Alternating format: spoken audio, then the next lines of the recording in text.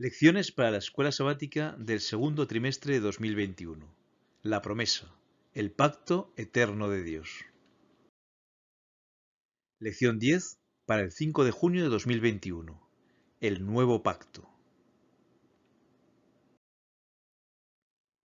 Hemos estudiado con anterioridad que el pacto que Dios establece es un pacto eterno, es decir, que dura para siempre. ¿Por qué entonces se habla de un nuevo pacto? ¿Qué diferencia a este nuevo pacto del antiguo pacto? ¿Y qué partes del pacto no cambian?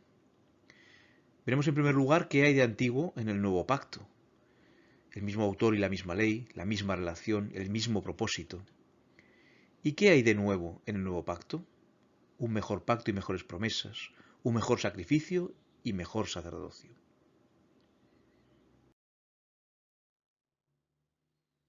Pero este es el pacto que haré con la casa de Israel después de aquellos días, dice el Señor. Daré mi ley en su mente y la escribiré en su corazón. Y yo seré a ellos por Dios, y ellos me serán por pueblo, porque perdonaré la maldad de ellos y no me acordaré más de su pecado. El pueblo de Israel, por su infidelidad, había roto el pacto que había hecho con Dios. Eso es lo que nos dice Jeremías 31, versículos 31 y 32. He aquí que vienen días, dice el Señor, en los cuales haré nuevo pacto con la casa de Israel y con la casa de Judá. No como el pacto que hice con sus padres el día que tomé su mano para sacarlos de la tierra de Egipto, porque ellos invalidaron mi pacto, aunque yo fui un marido para ellos, dice el Señor. Por eso, por esa ruptura por parte del pueblo de Israel, Jeremías profetiza la celebración de un nuevo pacto entre Dios y su pueblo. Sin embargo, tiene varios elementos que permanecen inalterados entre ambos pactos. Tienen el mismo autor, Dios es quien promueve el pacto. Tienen la misma ley, la ley de Dios es la base del pacto. Y tienen el mismo fundamento. El pacto está basado en el perdón de Dios y en su misericordia. El nuevo pacto es en cierto sentido un pacto renovado. Es la culminación o el cumplimiento del primer pacto.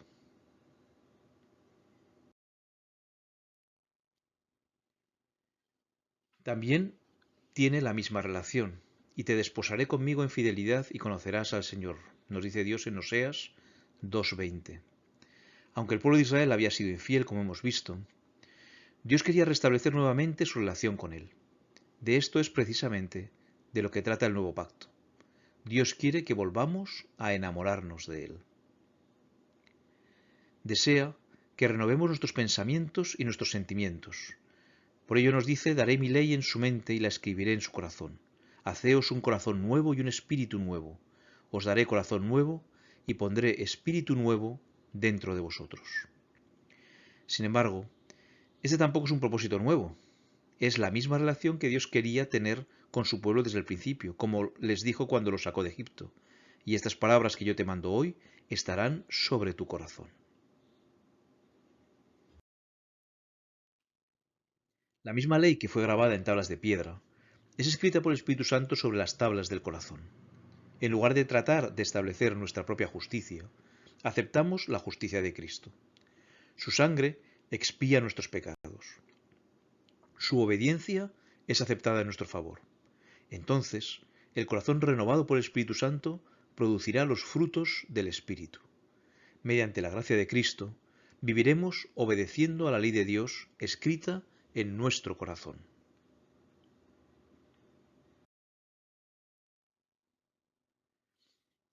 Los dos pactos tienen también el mismo propósito.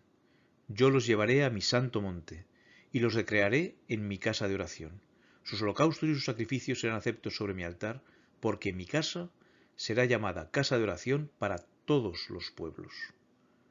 En el corazón mismo del pacto de Dios que había concertado con Israel, había un propósito definido: extender a todos los pueblos la invitación a participar de las promesas divinas.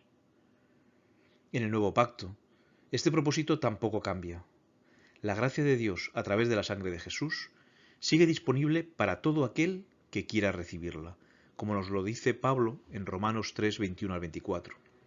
Pero ahora, aparte de la ley, se ha manifestado la justicia de Dios, testificada por la ley y los profetas. la justicia de Dios por medio de la fe en Jesucristo para todos los que creen en Él, porque no hay diferencia, por cuanto todos pecaron y están destituidos de la gloria de Dios, siendo justificados gratuitamente por gracia, mediante la redención que es en Cristo Jesús. Los judíos que aceptaron a Jesús abrazaron el nuevo pacto y formaron el corazón de la Iglesia. Posteriormente, los gentiles procedentes de todas las naciones se unieron a este pacto y fueron injertados en el olivo, en el verdadero pueblo de Dios, tal como nos lo dirá Pablo también en Romanos 11. También hay diferencias entre los dos pactos. El nuevo pacto es mejor pacto con mejores promesas, como nos dice Hebreos 8:6.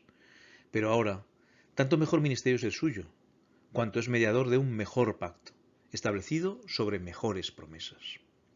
El libro de Hebreos explica claramente cómo se cumplió en Jesús la profecía del nuevo pacto de Jeremías 31, 31 al 34, y se hace hincapié especialmente en las diferencias entre los dos pactos.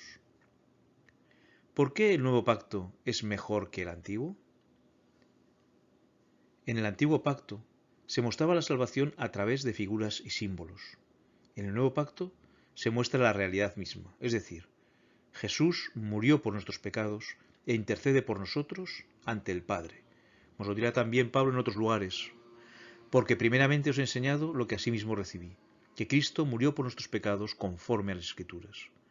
Por lo cual puede también salvar perpetuamente a los que por Él se acercan a Dios, viviendo siempre para interceder por ellos.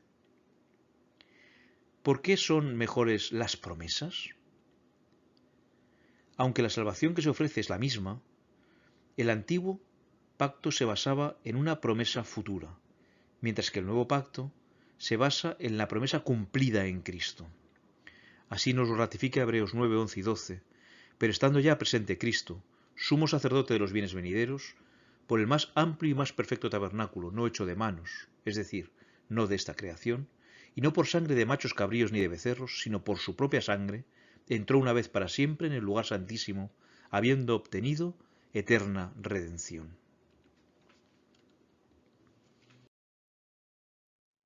El nuevo pacto tiene también mejor sacrificio y mejor sacerdocio, por lo cual debía ser en todo semejante a sus hermanos, para venir a ser misericordioso y fiel sumo sacerdote en lo que a Dios se refiere, para expiar los pecados del pueblo. Los sacrificios ofrecidos bajo el antiguo pacto no podían por sí mismos limpiar los pecados, ni santificar a los oferentes. Así nos lo dice claramente Hebreos 10, 1 al 4, porque la ley, teniendo la sombra de los bienes venideros, no la imagen misma de las cosas, no puede, por los mismos sacrificios que se ofrecen continuamente cada año, hacer perfectos a los que se acercan. De otra manera, cesarían de ofrecerse, pues los que tributan este culto, limpios una vez, no tendrían ya más conciencia de pecado.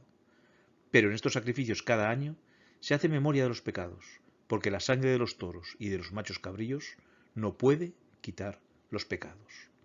Sin embargo, el sacrificio de Cristo bajo el nuevo pacto es suficiente para eliminar nuestros pecados y santificarnos completamente. De igual manera, el antiguo pacto tenía sacerdotes imperfectos que debían ser renovados generación tras generación.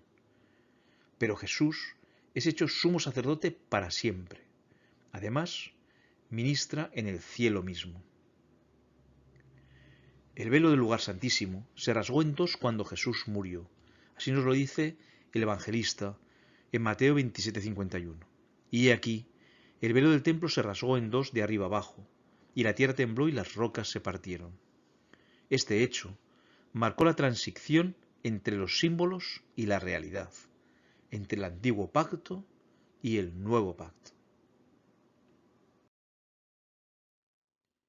Aunque este pacto fue hecho con Adán, y más tarde se le renovó a Abraham, no pudo ratificarse sino hasta la muerte de Cristo.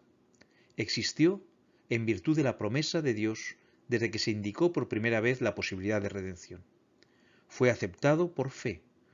No obstante, cuando Cristo lo ratificó, fue llamado el pacto nuevo.